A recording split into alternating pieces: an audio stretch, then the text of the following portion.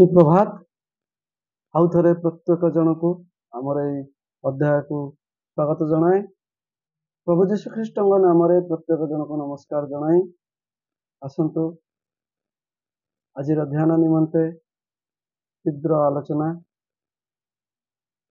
जा अनेक समय आमे माने आम मानकर प्रभु जीशु ख्रीष्ट प्रतिज्ञा वंचित अनेक समय प्रभु आम प्रति करिଥିବା प्रतिज्ञा गुड़िक आम जीवन में परिपूर्ण हो पारि न था।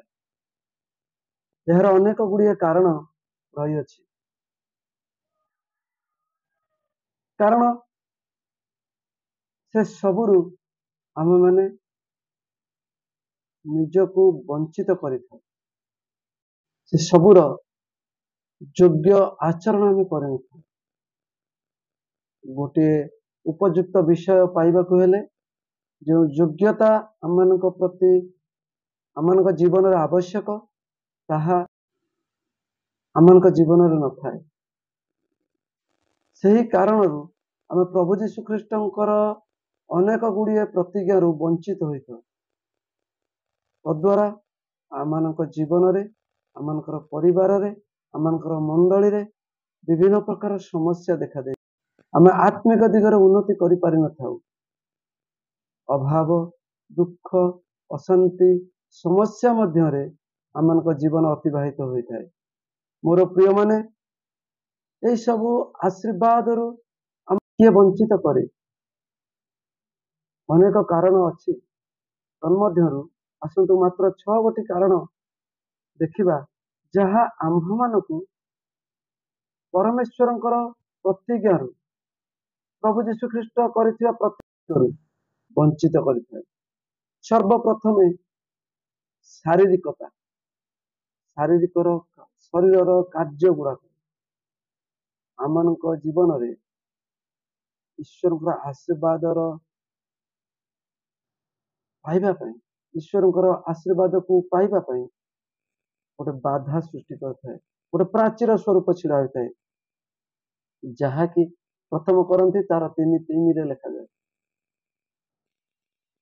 द्वितीय विषय आपण मैंने देखंतु अहंकार 3:16 18 लिखागला।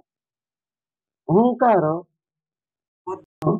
एक विभेद सृष्टि करे परमेश्वर आम को वंचित करिଥାଏ। तृतीय है पक्षपातिता।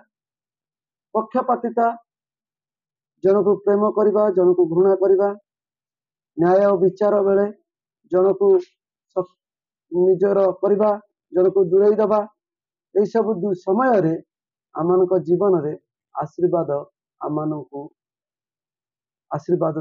वंचित करिଥାଏ। चतुर्थ विषय है स्थिरतार अभाव। आमे जहाँ मागी थाऊ थरे 2 थर 3 थर स्थिर हो रही पारि हमर मागिबाटा सदा बेले अस्थिर। आज ए विषय प्रति मनोयोगी कल से विषय प्रति मनोयोगी। आज प्रभु निकट ए विषय प्रति मागुचे कल आउ गोटे विषय प्रति मागुचे। आमर लक्ष्य स्थिर नुह।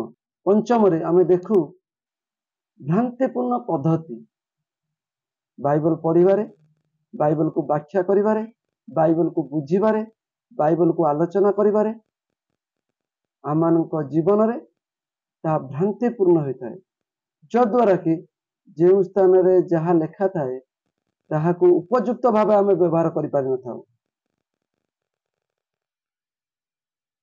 षष्ठ आम देखू भ्रांतिपूर्ण जुक्ति। आमर सीमित ज्ञान रे आमे माने बाइबल को भांगिबा को चेष्टा करथाउ। ईश्वर वाक्य को तर्जमा करने को चेष्टा करथाउ। तर्जमा करू करू तादर जो खियो गुड़िक बाहर थाए ताको आमे भ्रांतिपूर्ण भाव में व्याख्या करिथाउ जद्वारा आमानक मध्य जुक्तिर उत्पन्न होता है। आमानक जीवन में सृष्टि होता है जुक्ति। जो जुक्ति द्वारा आम कौन करथाउ परास्त होता है।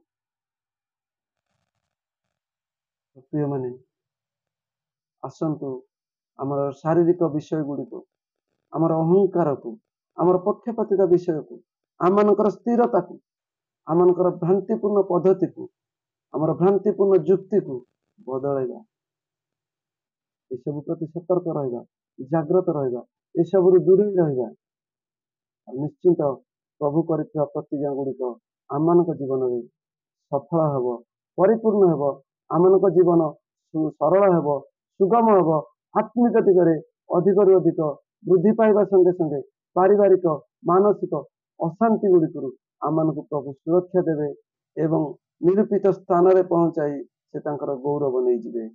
प्रभु आमको आशीर्वाद करंतु तांकर पथरे चलिबा पई सहाय होंतु। धन्यवाद।